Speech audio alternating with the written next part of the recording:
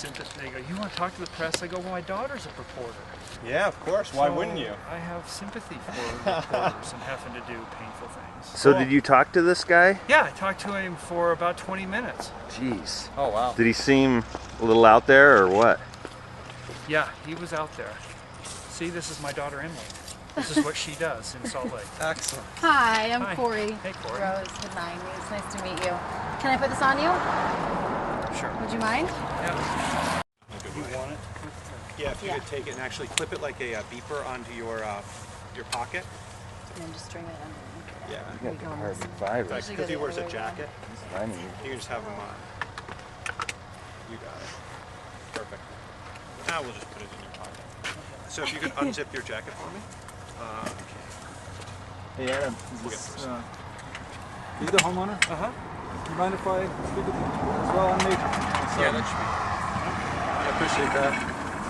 I was just telling them my daughter is a reporter for KSL in Salt Lake. Oh, really? awesome.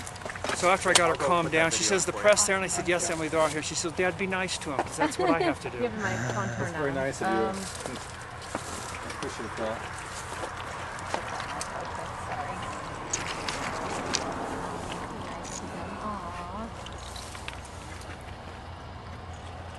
I'm sorry, she's a reporter for yourself? Well, she works for Deseret News. Job interview that you did back in the day.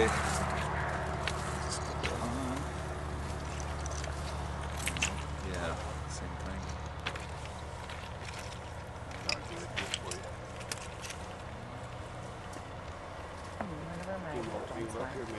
Ain't nothing blue, baby. Well, yeah, no point you guys having to stay here forever.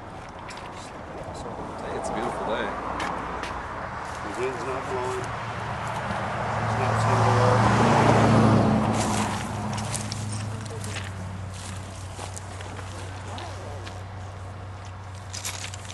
I'm glad everything worked out.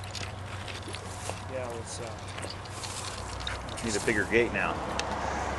apparently we need a tougher gate, but not a tougher fence. Touche. So, Is everyone good? Yeah. Yeah. First, could you just say and spell your name for me? Michael Morgan, M-I-C-H-A-E-L-M-O-R-G-A-N. And who are you, Mr. Morgan? I'm the homeowner. Tell us what happened here. Well, this morning I was, my wife and two of my other children are out of town, and I was here with my son, my 18-year-old son, and about, sometime after 10 o'clock, I heard the alarm go off, which meant the door had been opened, just a simple tone, and I walked back toward the garage where where I heard somebody yelling or something, and standing in the doorway was a man with a gun. And he was talking about his life and said that he had screwed up his life, and he was prepared, I think he said he was prepared to meet Jesus. And I said, okay, well, I'm a bishop, and I can help you, and anything that's troubling you, we can get resolved. And he said, no, it can't be resolved, and I've done terrible things, and the police are coming. And he was concerned about, we have a large dog that was trying to bite him, and he kind of then moved into the house, and came into the house, and continued to talk about his troubles. And I said, well, I'm a minister and I can help you, and if you'll sit down, and the gun's making me nervous. And he said, I can't put the gun down because they're coming, and and this is it. And I said, well, what can I get you? Are you hungry? Are you thirsty? He said, yeah, I need a drink of water. So I said, well, I have lots of things. And I said, I don't have any alcohol in the house. And he said, water's fine. And I gave him a glass of water, and he drank, and he said, who's here, who's here? And I said, well, it's just you and me right here. It's just you and me. And he said, they're coming. They're coming. And I said, how did you get in the gate? And he said, I just drove through the gate. And so he walked toward the front of the house and looked out the dining room window, and I could see the front gate, which is about 300-400 yards from the house, had been basically crashed.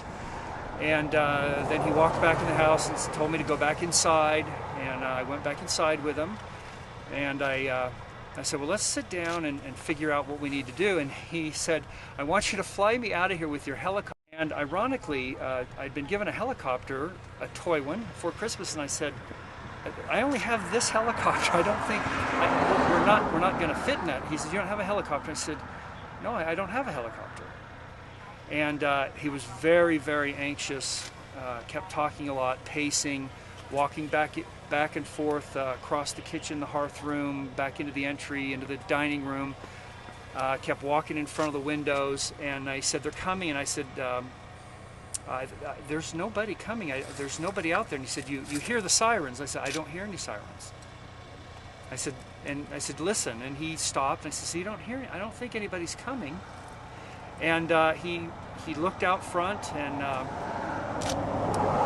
kept pacing in front of the windows and looking. And I said, nobody's coming. And I sat down at the dining room table and reminded him that I was a bishop with the Mormon Church, and I knew God well, and we could talk about it, and we could get him, he could be safe. And about that time, he walked out on the back porch several times with his gun raised, came back in, went out the front side door and had his gun raised.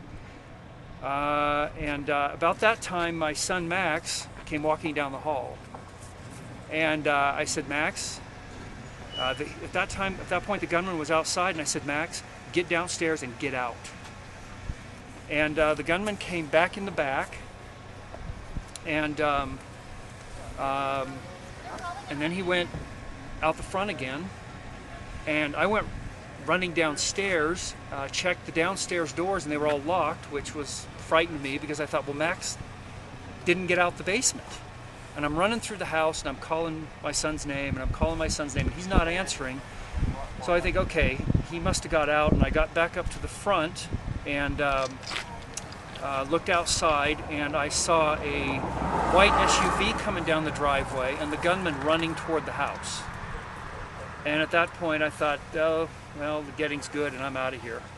And so I ran back into the house, ran through the dining room, through the entryway, the back entryway, out the garage, and then ran out across the driveway and dove into the dirt and ran outside with my hands up. And sometime after, when I headed for the door, I heard the gunshot. So I came running outside to make sure I had my hands up, because I thought, well, I don't want to be the guy getting shot. And I crawled over to the policemen, and they were yelling, "Who are you? What's?" And about that time, you heard the truck, which is crashed over there, come flying out of the driveway, jump over the retaining wall, and crash into the fence. And I also looked to my left, and I could see my son over here against the berm behind a rock. And so about that time, 2 police officers pulled up, and they got him on the ground. They didn't know who he was either.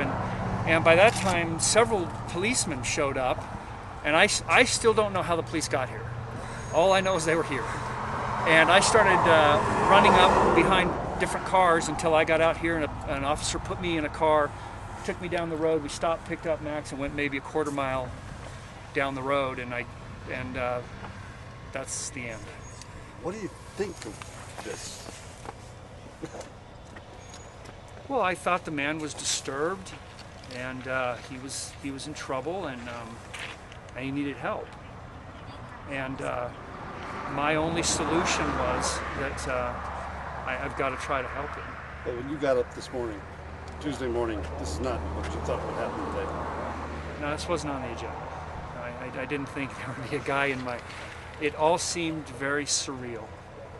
I couldn't believe that when he was standing in the doorway, I looked and he had a gun on, and he had that gun, handgun, looked like maybe a Glock, and I couldn't believe the man had a gun. Just kept thinking, does that guy really have a gun? And then I thought, well, I'm grateful that my wife and other children aren't here.